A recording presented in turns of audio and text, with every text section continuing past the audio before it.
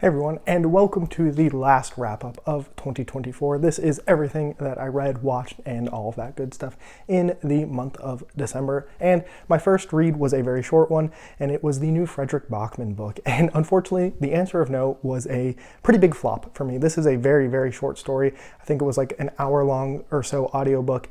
And unfortunately, this one was a 2-star ranking for me, and that's sad coming from an author who I would put in my top 10, right? I just had a lot of problems with this story. This is one of those books where after I read it, I went in not knowing anything about it. But after reading it, it's just one of those things that is clearly not a me book. It goes for some of this weird humor. It almost reminded me, absurdist humor in particular. It's not something that worked for me. Reminded me very much of like a mix of Hitchhiker's Guide to the Galaxy, and I don't actually have something else, but it reminded me a little bit of that, and I just did not have a good time with it. The main character in it is somebody who I found to be extremely frustrating, and I think there are just some ideas that are being explored there that just rubbed me the wrong way quite a bit. So that was, like I said, a very unfortunate thing because it is a book that I hoped that I liked, that I was going to start my month of December off with a bang, and that is not what happened. I will say there is a very little moment towards the end of this book that highlights what I love about Bachman so much. And so even inside of this book that I didn't really enjoy, it shows why I enjoy him as an author so much, which is a really interesting thing that happens in how we feel about authors and how not everything they write is going to necessarily be for us. But like I said, there was just that one little nugget that showed me I still love Bachman as a writer. Next up, I read Murder on the North Pole Express by Patricia Meredith. I gave this one a 3-star rating, and this was the first of my 2 Christmas reads that I did for December. This is actually the second novel in her Sam Shovel series. So this is a series that she is writing that is taking a fun look at some like murder mysteries, you know, Agatha Christie, Sherlock Holmesy kind of books, and putting a fun Christmas twist on it. I think as a Christmas book, this is a great time. If you want to be in the Christmas spirit, explore some like other traditions that other countries have and all kinds of little things. There are so many Easter eggs in here.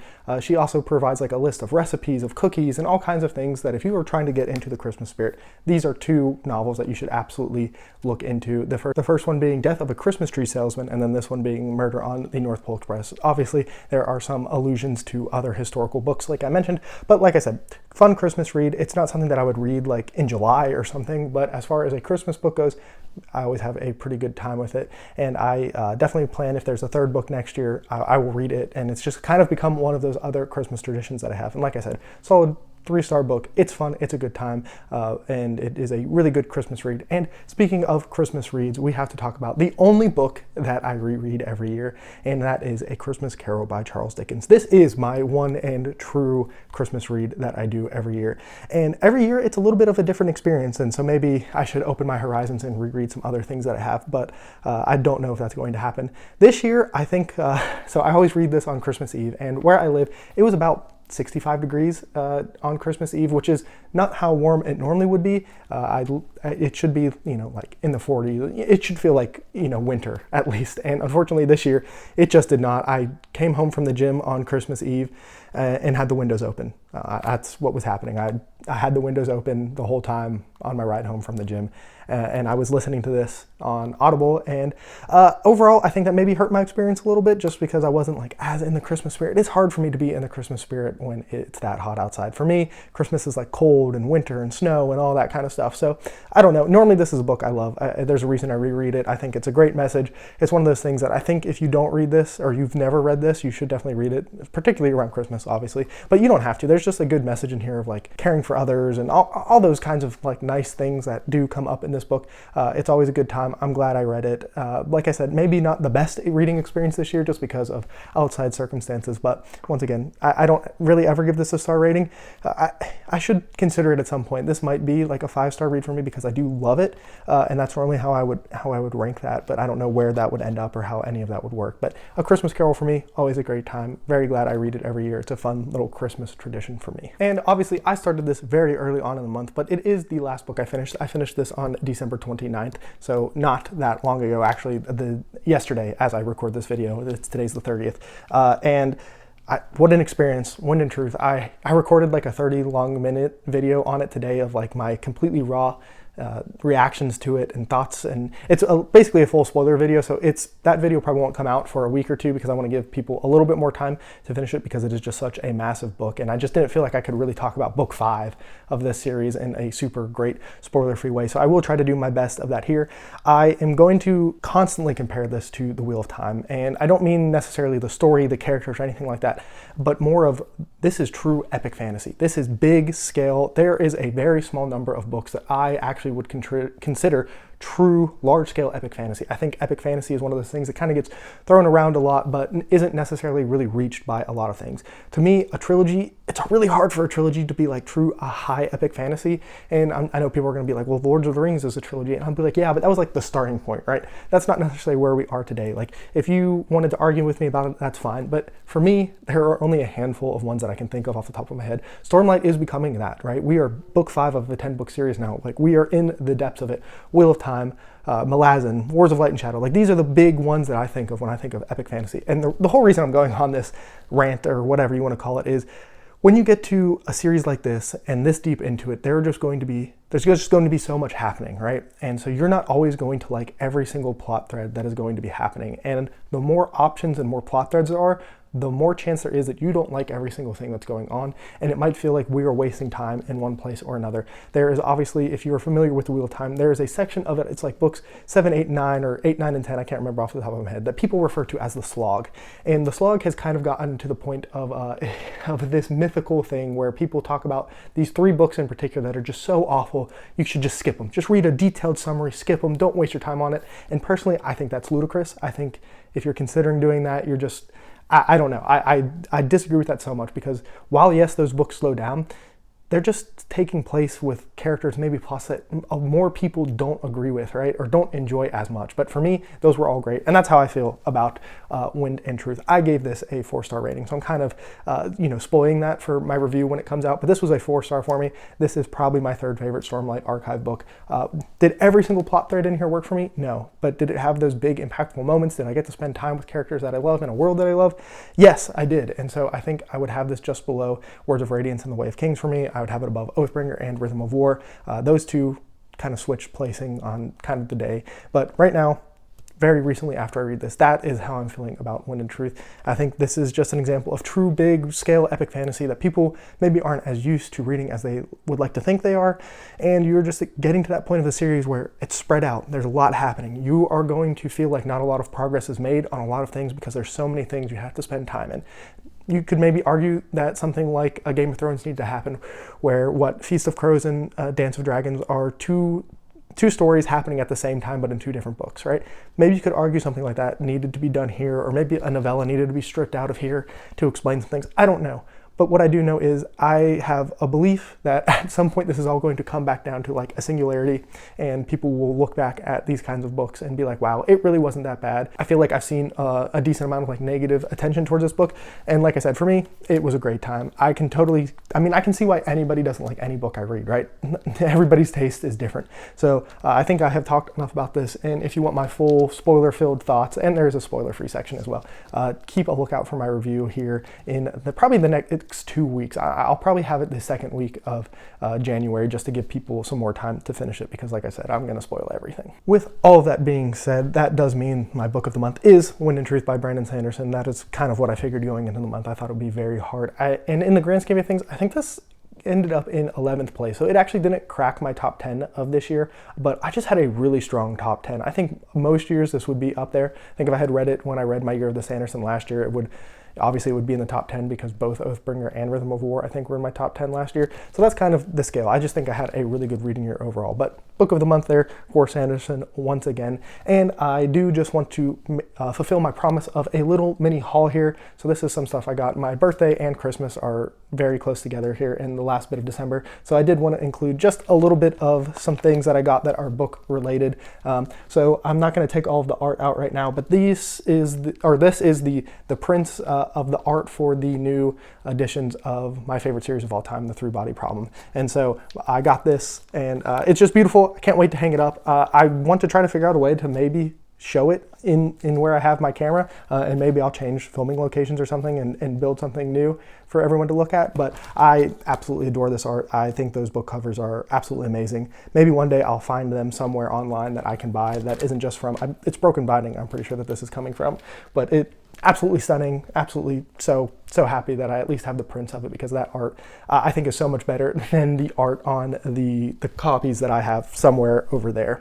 I also got this illustrated history of the Pittsburgh Steelers. If you don't know, I am a massive Steelers fan. I'm originally from Latrobe, Pennsylvania, which is where the Steelers training camp happens every year, and it's also the home of Mr. Rogers. So I always like to joke that I try to do as much evil in the world as Mr. Rogers did good in the world to balance out our hometown, which is a horrible thing to say, but yeah, this is just a lot of stuff I know, but it's just a cool thing to have with a lot of pictures and stuff to go through, and just, all kinds of cool stuff.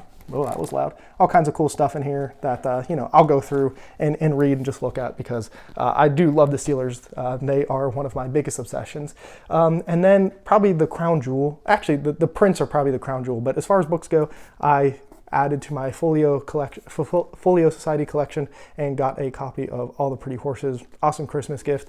This was one of my favorite books that I read this year, and I very much am very excited to have it. It's been sitting on my shelf over here, but I'm going to rearrange my books and kind of get some stuff in here.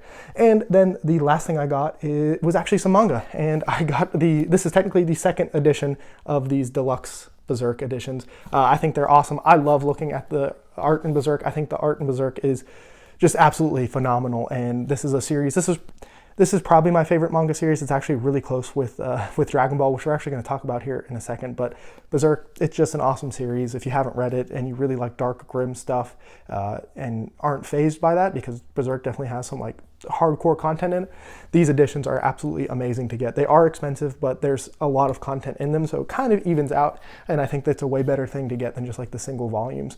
But that was my little mini Christmas/birthday book haul. And now switching gears slightly to the manga that I have read this month, and we have to talk about Dragon Ball. I finished reading Dragon Ball Z this month, and what an experience going through. This is technically Dragon Ball, but I read Dragon Ball and then right into Dragon Ball Z, and I'm going to start Dragon Ball Super. And I had never read the manga before, so calling it a reread isn't really fair. I watched the anime, obviously, like a lot of people my age did back in the day, and to go through and read the series as like one run, it was just a really great experience. I was so glad that I finally did it. Kind of refreshed my memory on a lot of stuff. I was actually surprised on how much stuff I actually remembered from the anime all those years ago. But Dragon Ball is one of those, to me, foundational series that if you are interested in anime, manga, any of that stuff, that you need to go and look at Dragon Ball Z specifically. It sets the foundation for so many series going forward. Naruto, Bleach, One Piece, and then obviously those are the shoulders it's on, and then stuff like Demon Slayer and Black Clover and My Hero are on their shoulders. So there's just kind of like, I don't know, it's maybe a little extreme to call it the Lord of the Rings for some of those shonen manga. I'm not enough of a manga history person to be able to make that broad of a claim, but that's what it feels like to me, at least, right? It is the one that came before a lot of the things that I know. And so I'm sure if you are like a manga history expert, definitely let me know how on base or off base I am with that, because that's what I think of, right? And obviously I think the first issue of Dragon Ball came out in the early 80s, mid to late 80s or something like that. So, I mean, it's a story that was there before a lot of other things, and I think obviously influenced a lot of stuff. So reading Dragon Ball was awesome. I'm curious on what I'm going to think about Super as we go into the new year. I think that is going to be maybe a little bit more divisive. I've read like the first 2 chapters or something like that, so I kind of am getting it going. But yeah, overall, Dragon Ball and Dragon Ball Z, it is probably my second favorite manga series. It and Berserk are really hard to go back and forth between. They're so different that it's hard to kind of compare. But there is a charm and a love and a joy that I have, especially for 90% of Dragon Ball. I don't love the Buu saga as much. That's the last saga of the series. But man, like the Cell saga, the Saiyan saga, just early Dragon Ball, there's so much charm. And I don't know, is there some like really cringy stuff now looking at it today? Yes, but like some of that you just have to accept that was the culture of the time in Japan, and that's so different than like our Western view on stuff. That doesn't make it like better or anything, but I don't know. There's just there's just something special about this series, and I think that's why it's resonated with so many people throughout time, and it's still one that people talk about today. And then the last thing I need to mention is Vinland Saga is really the only thing I've been really reading right now. I have some other peripheral things going on, like Boruto and that kind of stuff, Black Clover whenever one of its chapters come out and stuff, but really I just want to again say sorry to Vinland Saga. I kind of really had some negative things to say for a pretty broad section of Vinland Saga. I think there are two major flaws that happen in Vinland Saga that, man, it was really bothering me, and I just wasn't enjoying the series as much. And then the last little bit of this arc that we are in, and we're getting very close to the end of this series apparently, has just been, man, it's been fantastic. I have really enjoyed it. It's really examining some of the concepts and themes that this series has been examining, especially around war and like sacrifice and all of these things and peace, and it's just been super good. I've been super enamored with this last little bit, and I wish I had a chapter number to like kind of pinpoint it at, because for, I don't know, like 75 chapters, if not more, I had just major issues with the series, and just, I don't know. I feel like we're sold one bag of goods in the first arc, and it just changes so drastically. Maybe I just didn't adjust to that change, and then there's something that happens that really annoyed me. I don't want to talk about any of it for spoiler reasons, but I am very caught up with it right now, and just want to say it is back on track for me, and reading that manga has just been a great experience here in the past couple of chapters, and I'm just glad that it is back to being something that I really feel good about recommending to people and telling them, hey, even if you don't like some of the stuff that happens, it's so worth it once you get through this little bit of a lull. So that has been an interesting experience. And like I said, a few of those other peripheral series, we're going to see where some of those fall going forward into 2025. I do want to maybe be a little bit more consistent on my manga reading, but we'll see. I'm a very streaky manga reader, so we'll see how that goes. And then very quickly, some of the stuff that I watched this month. I watched National Lampoon's Christmas Vacation with my girlfriend. It was the first time she had ever watched it all the way through. I have seen it a handful of times. I think it's one of those fun Christmas movies that at the end, there are definitely some like weird zany things that happen, and it goes kind of off the rails a little bit, but I feel like that's kind of the point of the movie. It's fun, it's quick. It is kind of funny to go back to a movie that came out when it came out, and how much quicker. Like I feel like so many movies today are like, we need to make a 3-hour long masterpiece, and it's like, can I just get like 90 minutes of like fun entertainment? Like that's what National Lampoon's Christmas Vacation is for me. We had a good time watching it. It's not like the greatest movie ever. It's probably not my favorite Christmas movie ever. Actually, it's not my favorite Christmas movie. I know it's not, but like it's a good time. I think it's fun. It would be one that I would watch again next Christmas. So that's kind of how I feel about that. I am still making my way slowly through Reba, my Reba rewatch, which is such a funny thing that I'm watching. I remember bits and pieces of it as a kid. It's on Netflix. I figured why not go ahead and watch it. And I'm like middle of season 2 or something. I just watch an episode sparingly here and there whenever I need to kill some time, and I don't need to pay like super close attention to it because it's just like a little sitcom, but it's fun. I think that after season 2, I'm not going to remember much that happens, because everything that I have remembered feels like it's happening in season 1 and 2. So I'm curious on like what the ride is going to be like, even though it's a series that I kind of watched a decent amount growing up. And then the only other thing I watched is the Steelers, which, if you know anything about how their season has gone in the last 3 games, it was pretty rough. They had a very difficult schedule, which is an excuse, because if we're going to be a contender, it doesn't matter what your schedule is, you should be able to contend. But they had 3 games in 11 days, and that schedule was the Chiefs, the Ravens, and then the Eagles. And so that's like murderer's row of some teams, but you would expect that if you're going to be a contender, like you should beat one of those teams. And unfortunately, they were like embarrassed in all 3 of them. It was horrible. I think we're going to overpay Russell Wilson in the offseason. I think that's going to be a difficult thing for me to accept, because I don't think we should be giving him $40 million a year for the next 2 or 3 years, because I just don't think he's that guy. But also, like, what other option do we really have right now? So that'll be, I don't know, we'll see. I could talk a lot about the Steelers, but if they beat the Bengals and the Ravens lose, we still can win the division. I think that's really the kicker, that if we had beat the Ravens on, was that the Christmas? No, that was not the Christmas. The Chiefs game. Thank you for ruining Christmas, the NFL, for putting that game on Christmas. But if we had beaten the Ravens, we would have clinched the division. We couldn't win that game. It's just a disaster.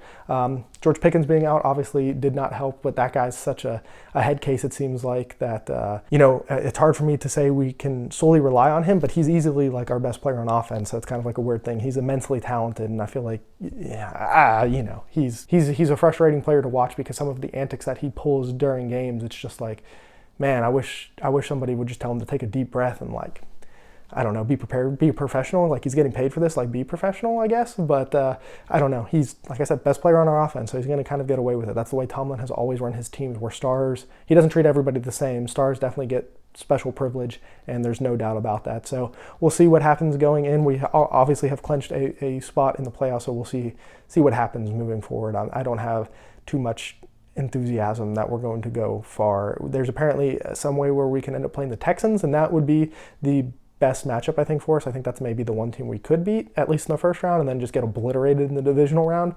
But you never know. A team can get hot. We could turn it around and still win the Super Bowl. So at least we are in the dance, and I'm looking forward to at least seeing what we can do moving forward with that. And before we move to the author spotlight, I just want to say thank you to everyone who has watched the channel this year. I hope you have a good new year going into 2025. Like I said, this video is coming out on the 31st, so I hope you have a good new year, good New Year's Eve, all that fun stuff. Be careful out there if you do go out. And once again, just thank you for watching. I hope you enjoyed some of the wrap-up content that happens here at the end of the year. It is some of my favorite content to make and to watch, and it's just great. And we do have 1 or 2 videos of like looking into 2025 and like plans and changes to the channel, and all kinds of that stuff is going to be coming. And then When in Truth will review what happened, and we'll kind of get into a normal cadence for the channel moving forward. But I did just want to take a moment to say thank you before ending this video and talking about our author spotlight. So this author reached out to me about their book. I always say never to people who reach out to me. Maybe one day I will pick it up and read your book, and I always appreciate anybody reaching out to me. But I do always let them know that I would be more than happy to at least mention their book here at the end of my wrap-ups and kind of shout out their book. So unfortunately, I'm not going to say this author's name because I don't want to just absolutely massacre it. So I'll have it on the screen. And the book is Sacrifice to the Flies. This author told me that this book is kind of more of a YA novel than like a full adult novel or like middle grade novel.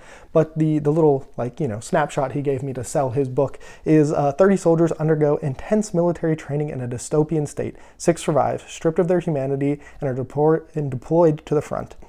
When their section leaders murder, everybody denies guilt. Who is lying? Which I will say is a pretty interesting premise if you do ask me. It does sound like something that could be a good time. But there will be links to that and all of the other books that I mentioned in this wrap-up. Once again, hope you have a good new year. Let me know about your reads in December, things that worked for you, things that you didn't work for you, your Christmas haul, any of that stuff down below in the comments. I always love to interact with you guys. But that is all for me. And remember to read what you want when you want.